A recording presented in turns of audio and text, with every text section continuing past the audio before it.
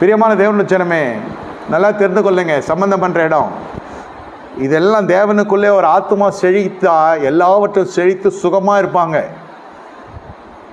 நல்லா புரிந்து கொள்ளுங்க. அதுதான் நம்ம அப்படி அந்த கண்ணோட்டில் பார்க்கிற பொழுது நல்ல குடும்பத்தை கர்த்தர் கொடுப்பார். நல்ல குடும்பத்தில் நம்ம போய் சேர்வதுக்குரிய ஞானத்தை கர்த்தர் கொடுக்குறார். இது ஒரு இடம் இருக்கும், அது எங்கேயோ இருக்கும், அது போய் பார்க்கறதுக்கே இருக்கும், நம்மளுக்கு 10,000 செலவாகும். அங்கே என்ன நடந்திருக்குதுன்னு கூட தெரியாது நம்மளுக்கு. இப்படிப்பட்ட இடத்துலலாம் போய் திருமணம் பண்ணிவிட்டு ஒன்றுமே தெரில, அவன் யாரும் திருமணம் பண்ணான்னு தெரில, இல்லை உண்மையிலே திருமணம் ஆகுதானான்னு தெரில. அப்புறம் திருமணத்துக்கு அப்புறம் எல்லா காரியமும் வரும். ஏன் கர்த்தர் எங்களுக்கு இப்படி பண்ணிட்டார்? நகமியை போல சில மோவாபியத்தை சில போய் பொண்ணு எடுப்பான். உங்களுக்கு அறிமுகமான ஒரு தொடர்பு இருக்கிற இடத்துல அங்கே 4 பேராவது உங்களுக்கு தெரிஞ்சவங்க இருக்கணும், விசாரிக்கிறதுக்காவது.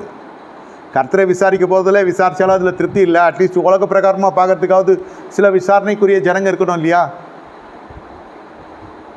நல்லா தெரிந்து கொள்ளுங்க. ஏதாவது ஒரு லிங்க் இருக்கணும். ஆபிரகாம் போய் சொல்கிறார், என் ஜனத்தில் போய் எடுன்னு. அது ஒரு தொடர்பு இருக்குது. சிம்சோன் மாதிரி ஒன்றுமே தெரியாத முழுக்க போய் பெலிஸ்த வீட்டில் போய் பெண் எடுக்கிறது. ஏசா மாதிரி போய் இஸ்மாயில் வீட்டில் எடுக்கிறது. கடைசி வரைக்கும் இவங்களுடைய வாழ்க்கை, இவங்களுடைய சந்ததியாரெல்லாம் மிகப்பெரிய பொல்லாதவர்களாக மாறினாங்க.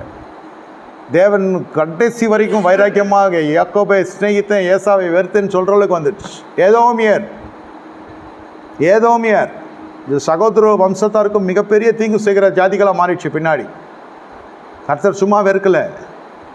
தேவனுடைய பகையை சம்பாதிக்கிற குடும்பங்கள் இருக்கும், தெரியாது, வெளி தோற்றத்தில் தெரியாது. எல்லார் வீட்டுக்கு ஸ்டிக்கர் ஓட்டியிருப்பான், ஏசு வீட்டின் தலைவர்னு. அவன் மொண்டாட்டி தான் தலைவராக இருக்கும். பெண்களால் நடத்தப்படுகிற வீடாக தான் ஆகாப்பு வீடு இருந்துச்சு. அது அடங்கியும் கிடையாது, அது அமெரிக்கையும் கிடையாது, அடக்கம் என்பதே கிடையாது. அவங்க வீட்டில் பொண்ணு எடுத்திருக்கான். பார்த்துக்கொள்ளுங்க. திருமணத்தில் இருக்கிற சாபம் பார்த்தோம். இந்த மாதிரி திருமணத்துக்கு பிறகு சம்மதிகள் ஆகிய நமக்கு பிரச்சனை ஆகிடும். பசங்களாம் திருமண வயசில் வச்சுருக்கிறவங்க இதெல்லாம் கண்டுக்கிட்டோம்.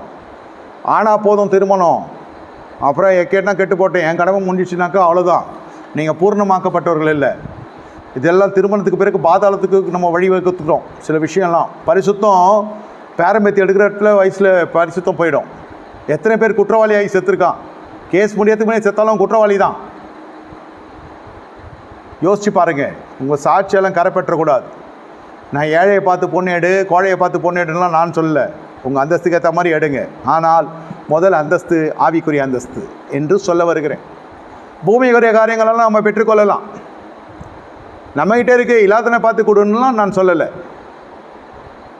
இந்த சமுதாய